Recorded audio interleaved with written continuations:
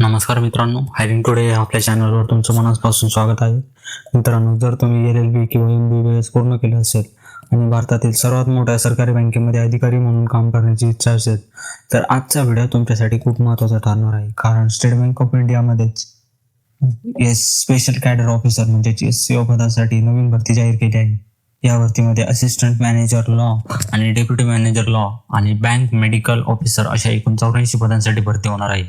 या व्हिडिओमध्ये आपण फक्त जागांची माहितीच नाही तर कोण अर्ज करू शकतो, कोणाला जास्त संधी आहे, निवड प्रक्रिया कशी असेल आणि अर्ज करण्यापूर्वी कोणत्या गोष्टी लक्षात ठेवायच्या हे देखील जाणून घेणार आहोत. त्यामुळे हा व्हिडिओ शेवटपर्यंत नक्की पहा. चल तर मग सुरुवात करूया. मित्रांनो, सर्वप्रथम SBI बद्दल थोडंसं जाणून घेऊया. स्टेट बँक ऑफ इंडिया ही केवळ भारतातीलच नाही तर देशातील सर्वात मोठी सार्वजनिक क्षेत्रातील बँक आहे. विशेष लाखो ग्राहक, हजारो शाखा आणि देशभरातील मजबूत नेटवर्क यामुळे SBI मध्ये नोकरी मिळणं हे अनेकांचं स्वप्न असतं. विशेष म्हणजे ही भरती स्पेशलिस्ट कॅडर ऑफिसर म्हणजे विशिष्ट व्यावसायिक पात्रता असलेल्या उमेदवारांसाठी आहे. यासाठी 2 वेगळ्या जाहिराती प्रसिद्ध करण्यात आल्या आहेत आणि कायदा तसेच वैद्यकीय क्षेत्रातील अनुभवी उमेदवारांची निवड केली जाणार आहे. जर तुम्ही खाजगी क्षेत्रात काम करत असाल आणि आता एका प्रतिष्ठित सरकारी संस्थेत नोकरी करू इच्छिता तर ही संधी तुमच्यासाठी योग्य ठरू शकते. आता पाहूया नेमक्या किती जागा उपलब्ध आहेत. असिस्टंट मॅनेजर म्हणजे लॉ विभागासाठी 20 जागा जाहीर करण्यात आल्या आहेत. तर डेप्युटी मॅनेजर लॉ पदासाठी 29 जागा आहेत आणि बँक मेडिकल ऑफिसर म्हणजे DMO 2 पदासाठी 35 जागा उपलब्ध आहे. म्हणजे एकूण 84 पदांसाठी भरती प्रक्रिया ही होणार आहे. ही संख्या खूप मोठी नसली तरी SBI सारख्या संस्थेत अधिकारी पदासाठी ही एक उत्तम संधी आहे. जर तुमची पात्रता आणि अनुभव या पदासाठी योग्य असेल तर अर्ज करण्यास अजिबात उशीर करू नका.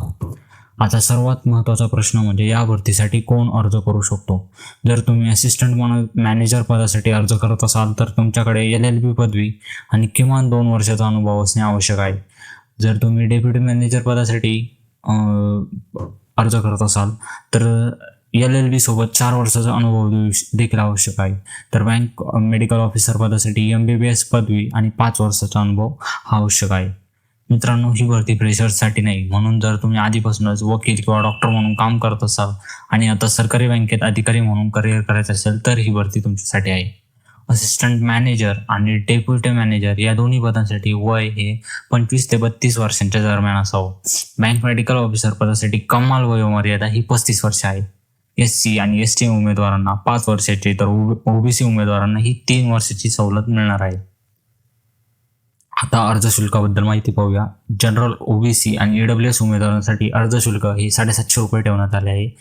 तर SC, ST आणि PWD उमेदवारांसाठी कोणतेही अर्ज शुल्क नाही, म्हणजेच राखीव प्रवर्गातील उमेदवार मोफत अर्ज करू शकतात. आता निवड प्रक्रिया समजून घेऊया. या भरतीमध्ये सर्वप्रथम अर्जाची छाननी केली जाईल. त्यानंतर पात्र उमेदवारांना मुलाखतीसाठी बोलावले जाईल. अंतिम निवड तुमचा अनुभव, पात्रता आणि मुलाखतीतील कामगिरी यावर आधारित असेल. म्हणून मुलाखतीची तयारी आतापासूनच सुरू करा. विशेषतः जर तुम्ही लॉ विभागासाठी अर्ज करत असाल तर महत्त्वाचे कायदे आणि केस स्टडीजचा अभ्यास करा आणि डॉक्टर असाल तर तुमच्या क्षेत्रातील क्लिनिकल अनुभव व्यवस्थित मांडण्याचा सराव करा. आता सर्वात महत्त्वाची तारीख लक्षात ठेवा. ऑनलाईन अर्ज करण्याची शेवटची तारीख ही 14 जुलै 2026 आहे. अनेक उमेदवार शेवटच्या दिवशी अर्ज करण्याचा प्रयत्न करतात आणि वेबसाईटवर तांत्रिक अडचणी येतात. त्यामुळे माझा सल्ला असा आहे की शक्य तितक्या लवकर अर्ज पूर्ण करून ठेवा. मित्रांनो, एक गोष्ट नक्कीच सांगू इच्छितो. SBI मध्ये अधिकारी म्हणून काम करण्याची संधी वारंवार मिळत नाही. सरकारी बँक, चांगली प्रतिष्ठा, उत्तम करिअर ग्रोथ आणि देशातील सर्वात मोठ्या बँकेमध्ये काम करण्याचा अनुभव हे सर्व या भरतीला खास बनवतं. तर मित्रांनो, आज आपण SBI स्पेशलिस्ट कॅडर ऑफिसर 2026 बद्दल सविस्तर माहिती पाहिली.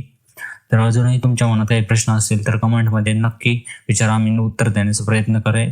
आणि जर हा व्हिडिओ उपयुक्त वाटला तर नक्की लाईक करा.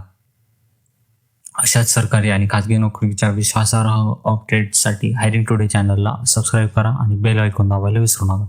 धन्यवाद.